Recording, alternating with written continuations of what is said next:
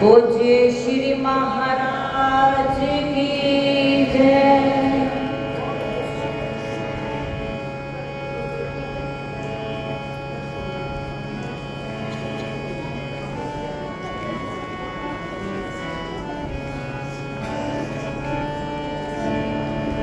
मैंने मेरा सतगुरु ते मैं उचिया दे नल लाई सदके जाए न उचिया तो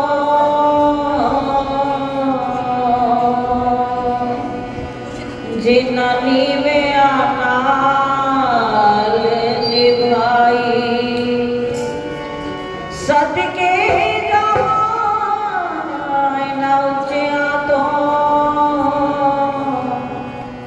जिन्ना नीवे नाल निभाई।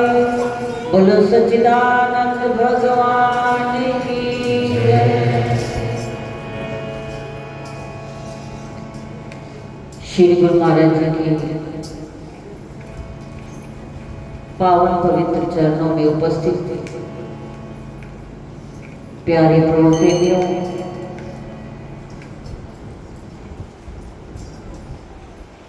आज का ये बहुत ही शुभ है, पवित्र है। हम सब श्री गुरु महाराज जी के पावन चरणों में बैठ करके उनके नाम का गुणानुवाद कर रहे हैं। तो बहुत समय से आप सब सुंदर सुंदर भजनों के माध्यम से प्रभु के नाम का गुणगान कर रहे थे। तो आज का ये पावन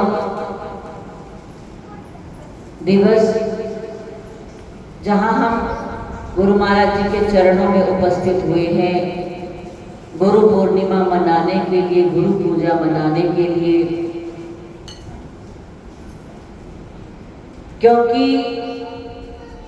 इस दिन का बहुत ही महत्व होता है। ये दिन हमारी आध्यात्मिक ऊर्जा को बढ़ाने वाला है।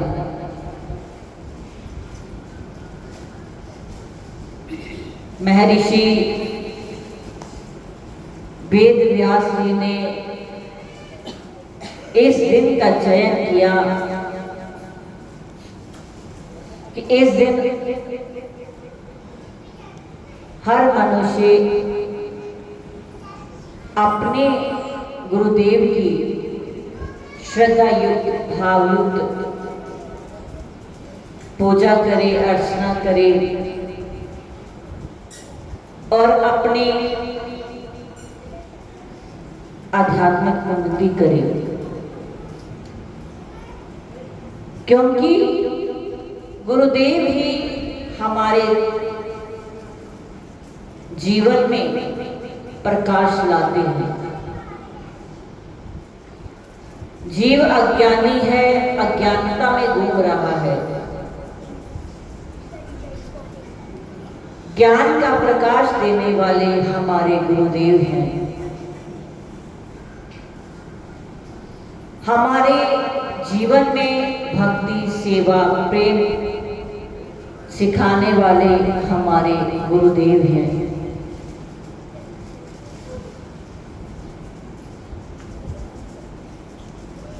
जब तक जीव गुरुदेव की चरण शरण में नहीं आता, उसे जीवन जीने की कला आती नहीं है, क्योंकि ईश्वर ने अपना स्वरूप इस धरा पर भेजा। वो क्या होते हैं? वो संत होते हैं और भूले भटके जीवों का उद्धार करने के लिए संत इस धरा पर आते हैं और उनका कल्याण करते हैं।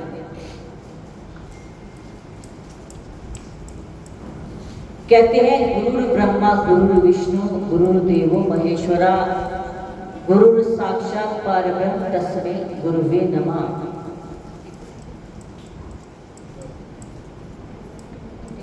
गुरु ही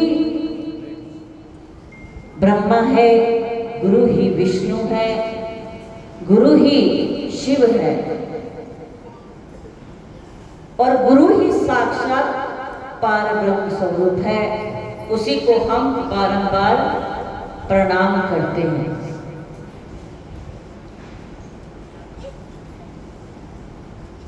हम गाते हैं सारे तीर्थ धाम आपके चरणों में, हे गुरुदेव प्रणाम आपके चरणों में। तो जो भी शब्द बोले जाते हैं, जो भी भजन बोले जाते हैं, अगर हम उनके शब्दों में डूबे, ये नहीं है कि हम गायन कर रहे हैं और ढोलक की थाप बज रही है और हम उसी पर झूम रहे हैं, नाच रहे हैं, परंतु हमें ये भी समझना है कि वो शब्द क्या है, उसका क्या भेद है, कि कहा क्या जा रहा है, उसका भाव क्या है। जब तक भाव में नहीं डूबेंगे तब तक बात हमारे समझ में नहीं आएगी, वो रहस्य, वो भेद समझ नहीं आएगा जो उसमें वास्तविक छिपा हुआ है। तो हम गुरु महाराज जी की स्तुति में गाते हैं, सारे तीर्थ धाम आपके चरणों में, हे गुरुदेव प्रणाम आपके चरणों में। सारे ही तीर्थ कहते हैं, 68 तीर्थ गुरु के चरण, गुरु के चरणों में सारे तीर्थ समा जाते हैं। उसके अलावा कोई अन्य तीर्थ नहीं। जब जीव पूर्ण रूप से समर्पित होकर के अपने सतगुरुदेव के आगे नतमस्तक हो जाता है, ये नहीं है कि सिर झुका लिया, सिर तो झुक जाता है, लेकिन जब तक मन नहीं झुकेगा, जब हमारा मन उनके आगे नहीं झुकेगा तो हमें कुछ प्राप्त नहीं होगा। मन का झुक जाना ही समर्पण है। ये समर्पण नहीं कि हम उनका आदर कर रहे हैं, उनका सम्मान कर रहे हैं। आदर सम्मान एक तरफ, महत्व ये रखता है कि हम गुरु के वाक्यों पर कितना चल रहे हैं, हम उनके वचनों को कैसे सुनते हैं, फिर कैसे अपने जीवन में उसको अमल में ला पाते हैं, ये महत्व रखता है। आदर तो हम सबका करते हैं, हम कहीं से भी गुजर जाएं, कोई हमें बड़ा बुजुर्ग मिल जाए, कोई मंदिर दिख जाए, हम सिर झुका लेते हैं। सम्मान सबका होता है, परंतु जब गुरु के दरबार में पहुंच जाते हैं तो मन को झुकाना है कि हम मन से, कर्म से, वचन से आपके चरणों में समर्पित हैं। हम आपके द्वारा बताए हुए वचनों पर, सिद्धांतों पर चल करके अपने जीवन को चला रहे हैं, तभी हमारा गुरु पूर्णिमा का त्योहार जो है वो सार्थक होगा। ये इसीलिए ही मनाया जाता है ताकि हम श्रद्धा के भाव, पुष्प, ये तो भाव है कि कोई भोग लगा रहा है, कोई फूल अर्पित कर रहा है, कुछ भी कर रहा है, ये हमारे भाव हैं, ये हृदय के भाव व्यक्त कर रहे हैं। परंतु महान पुरुष कहते हैं, जब तक हम उनके वचनों पर अमल नहीं करते, तब तक ये सब कुछ करते भी जाएंगे, लेकिन हमें कुछ फल प्राप्त नहीं होने वाला।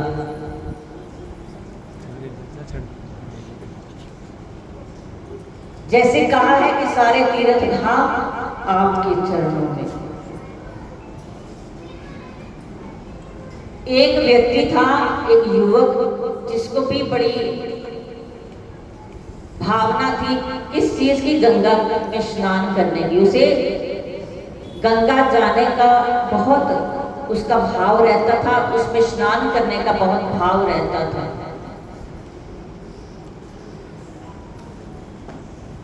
तो क्या हुआ, जब गंगा का मेला लगता तो वो जाता और स्नान करके आता, और उसका भाव ये देखो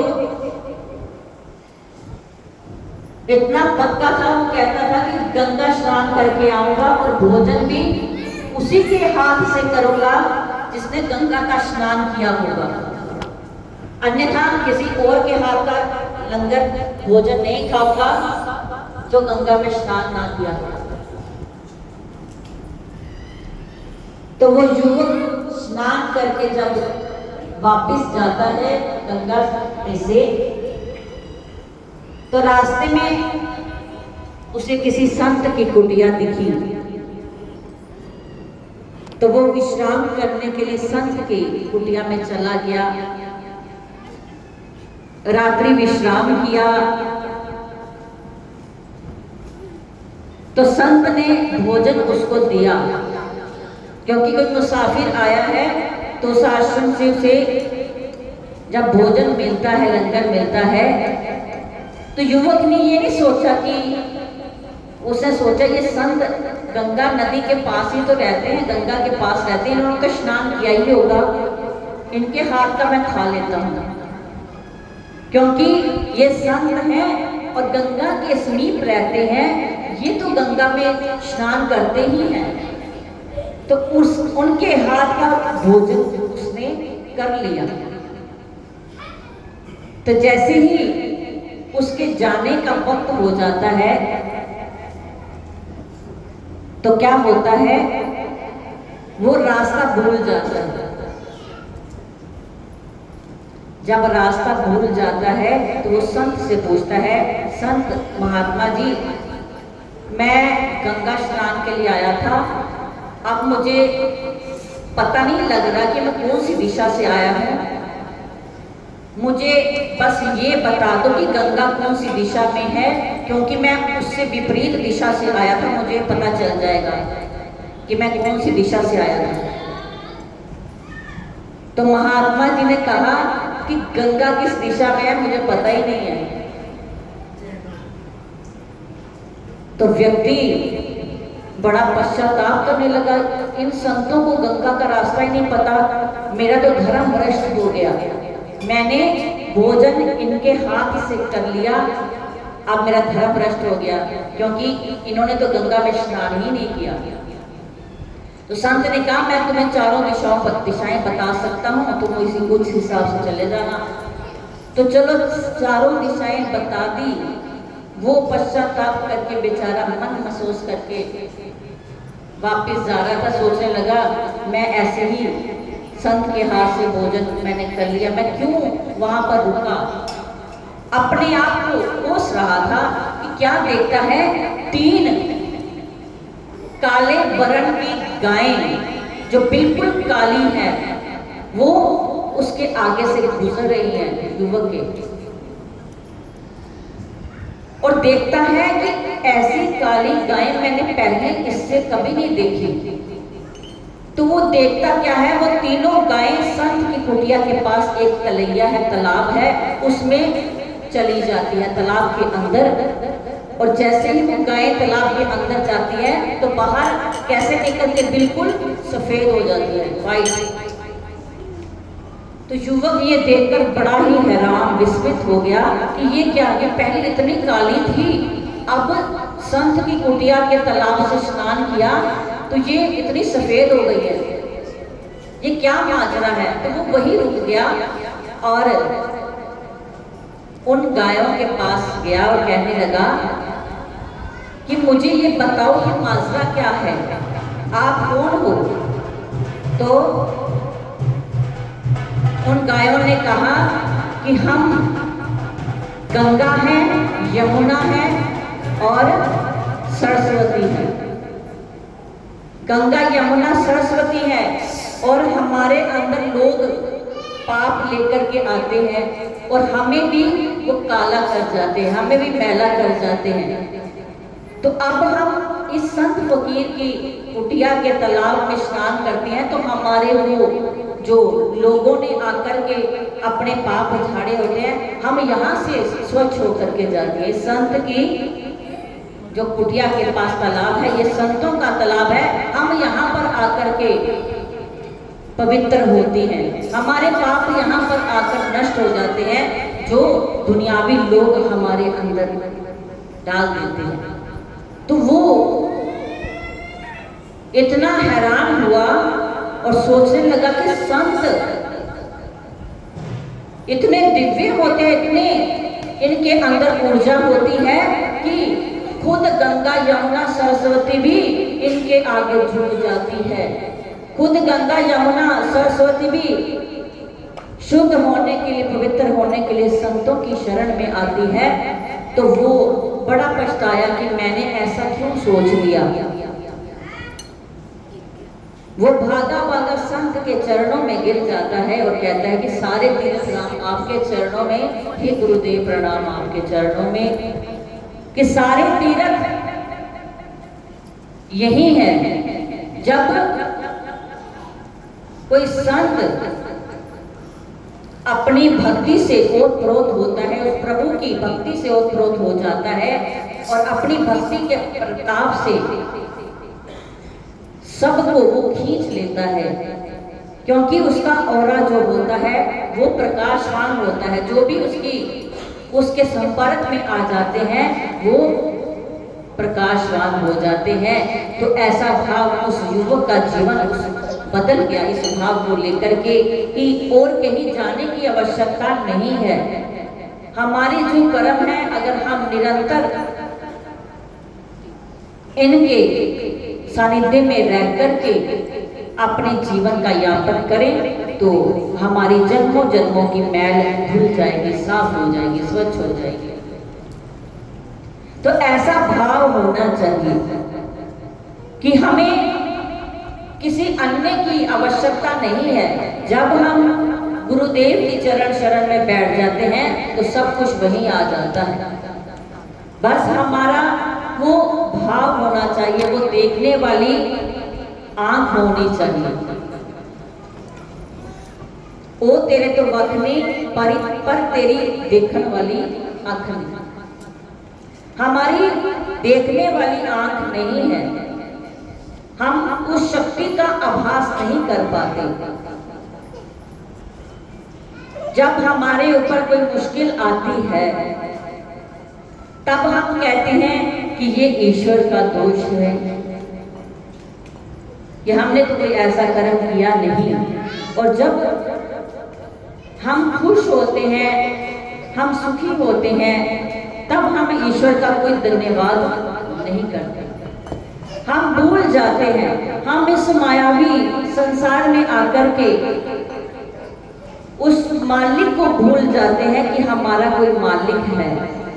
और बिना मालिक के आपको पता ही है, जिसका कोई मालिक नहीं होता उसका क्या हाल होता है, वो तो मरा ही मरा। तो हमने अपने जीवन को गुरुदेव के आगे सौंप देना है। हमें हमारे गुरुदेव ने जो कुछ समझाया सेवा के बारे में, सिमरन के बारे में, तो अगर हम उस पर चले तो हम कृपा के पात्र हैं, हम सदैव उनके कृपा पात्र बने रहेंगे। क्योंकि गुरुदेव हमें उस राह पर चला देते हैं, लेकिन चलना हमने स्वयं है। वो हमें रास्ता दिखाते हैं, वो हमें दिशा दिखाते हैं। और अगर हम चलते चलते इधर उधर देखेंगे, जैसे कोई गाड़ी चला रहा है तो गाड़ी चलाते समय ना इधर देखा जाता ना उधर देखा जाता है। जो चालक होता है वो उसका ध्यान सीधा होता है कि कोई दुर्घटना ना घटे। अगर इधर देखेंगे कि इधर के नज़ारे देख ले, उधर के नज़ारे देख ले, तो फिर क्या होगा, गाड़ी हमारी कहीं ना कहीं दुर्घटनाग्रस्त हो सकती है। परंतु अगर ध्यान एकाग्र होगा तो हम स्वतः ही अपनी मंजिल को प्राप्त हो जाएंगे। तो ये जो अध्यात्म की मंजिल है, इसमें एक कदम रखना ही मुश्किल है। कहते एक कदम तो रखो, बाकी कदम तो, अगर मान लो कोई बहुत बड़ी बहुत लंबी सीढ़ियां हैं, 100-200 सीढ़ियां हैं, आपने चढ़ना है, तो पहले सोचे जाएंगे कि ये 100 सीढ़ी है, 100 सीढ़ी है, चढ़ा नहीं जाएगा। तो फिर तो चढ़ा जाएगा ही नहीं। जब सोच लिया कि ये 100 सीढ़ियां हैं, घर बैठे ही हमने ये सोच लेना कि हमने वहां जाना, वहां सीढ़ियां चढ़नी पड़ेगी, तो फिर क्या होगा, उसी सोच में हम रह जाएंगे, घर में ही बैठे रह जाएंगे, चढ़ नहीं पाएंगे। परंतु उसके पास जाएं, एक सीढ़ी चढ़े पहले, तो एक सीढ़ी चढ़ ली, फिर धीरे धीरे दूसरी सीढ़ी, दूसरा स्टेप, फिर धीरे धीरे तीसरा, ऐसे करते करते हम उस 100 को भी पार कर जाएंगे। वो 100 सीढ़ियां चढ़ जाएंगे अगर एक स्टेप पे कदम चला गया तो। अगर नहीं गया तो हम कभी भी जा नहीं सकते। तो ये भक्ति का मार्ग भी ऐसा ही है, जब तक एक कदम आगे नहीं बढ़ेंगे तब तक कदम पीछे ही चलते जाएंगे। ये ऐसा, इसमें ऐसा काल का प्रभाव आ जाता है भक्ति में कि वो पीछे की तरफ खींचता है हमें। आप देखो, कोई सत्संग हो, कोई अच्छा शुभ काम करना हो, उसमें सबसे पहले अड़चन आएगी। बुरा काम कोई भी करे, बुरा कोई कर्म कर रहा है तो वो 1 सेकंड में हो जाता है, लेकिन जो शुभ कार्य होता है उसे करने में बहुत सारी अड़चन आती है, बहुत रुकावट आती है, क्योंकि ये काल का ये कार्य है कि कोई भी अगर ईश्वर की राह पर चले तो मैंने उसे आगे आकर के रोकना है, उसकी परीक्षा लेनी है। तो वो परीक्षा हम असल में पास नहीं कर पाते, हम काल के प्रभाव में आ जाते हैं। सिर्फ अध्यात्म मार्ग में हम पीछे हट जाते हैं। कोई और चीज हो, मान लो संसार में आपको किसी ने गाली गलौज कर दी, कोई लड़ाई झगड़ा हो गया, तो हम उसी वक्त नैले पे तहला जवाब देंगे, उसके लिए हम हमेशा तत्पर रहते हैं। परंतु अध्यात्म में बढ़ने के लिए हम तत्पर नहीं है, और हमारी ये कमी वही हमें पीछे रखती है, वही हमारे पैर पीछे पीछे को खींचती है। और क्या है, ये समय कितना बलवान है, समय निकल रहा है, आप देख लो कितना समय बीती जा रहा है, हमारे जीवन, हमारी आयु किस मुकाम पर आकर के खड़ी हो गई। लेकिन अगर हम स्वयं का निरीक्षण करते हैं तो ये पाते हैं कि अभी शायद हम कुछ कर नहीं पाए, हम अपने जीवन में कुछ उन्नति नहीं कर पाए। वो क्या करने हैं जिसके लिए मनुष्य का चोला मिला है, उस प्रभु की भक्ति करने के लिए, उसका सिमरन करने के लिए, वो हम नहीं कर पाते। तो हमें आज के दिन ये संकल्प लेना है कि आज गुरु पूर्णिमा का दिन, हम गुरु की पूजा करने के लिए आए हैं। यही करना, पूजा क्या है, ये तो हमारे भाव है कि हमने पुष्प अर्पित किए, तिलक लगाया, भोग अर्पित किया, ये भाव है, ये भी बहुत आवश्यक होते हैं भाव भी, क्योंकि भाव से भक्ति पैदा होती है, भाव से प्रेम पैदा होता है। ये एक ऐसा बेस है, भाव तो बहुत जरूरी है, परंतु सबसे आवश्यक ये है कि हमने, हमारे गुरुओं ने जो हमें समझा दिया, हमारे पूज्य महाराज जी ने जो आप सबको एक सीख दी है, जो युक्ति दी है, हम उस पर चल रहे हैं कि नहीं चल रहे, इसका हमने आज क्या करें, इसकी समीक्षा करनी है कि हम क्या कर रहे हैं और हमें करना क्या था। तो गुरु के चरणों में सही पूजा यही है कि हम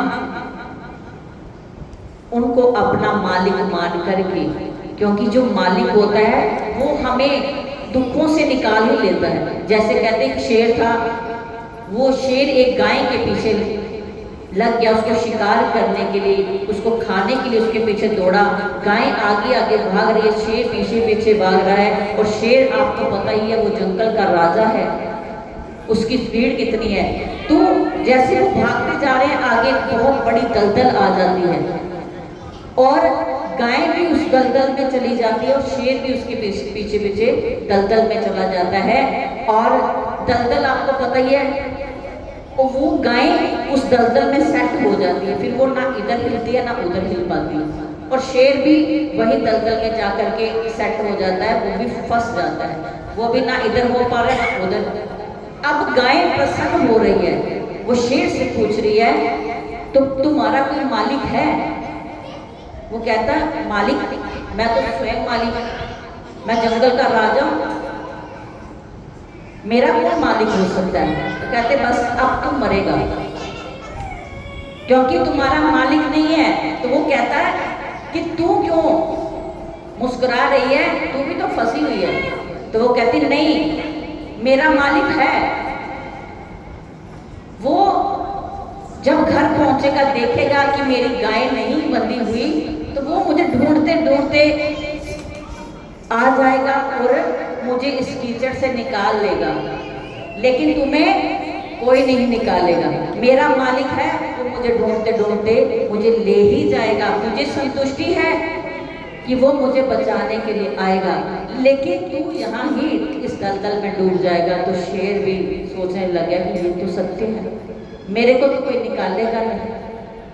शेर को कौन निकालेगा, अपनी जान मुसीबत में कौन डालेगा। तो ऐसे ही दुनिया में हम आए हैं तो हमारा भी मालिक है। हमारे श्री गुरुदेव श्री नगली निवासी भगवान जी, श्री स्वामी जी महाराज जी, श्री महाराज जी जो हमारे मालिक है।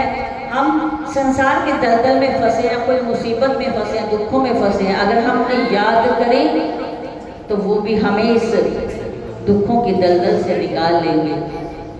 तो अगर हम संसार में रहकर ये कहें कि मैं ही करने वाला हूँ, मैं हमारे अंदर आ जाएगी, तो फिर क्या होता, फिर कोई भी बचाने वाला हमें इस संसार में है ही नहीं। गुरुदेव ही हमारे मालिक हैं, वही हमारे रक्षक हैं, वही हमें बचा सकते हैं, अन्यथा किसी के अंदर वो ताकत नहीं। तो अधिक न कहते हुए, बहुत समय हो गया है, बस यही कहना है कि श्री गुरु महाराज जी के दरबार में हम आए और मन को भी झुकाएं। सिर तो झुक ही रहा है, मन भी हमारा झुकना चाहिए। हम अपने गुरुदेव द्वारा बताए हुए रास्ते पर चल करके सदा सदा सेवा में, सिमरन में और सत्संग में जुड़े रहें, ताकि ये जो मनुष्य का जीवन हमें मिला है उसकी कृपा से ये हमारा सार्थक हो पाए। बोलो सच्चिदानंद भगवान की, बोलो साचे दरबार। तो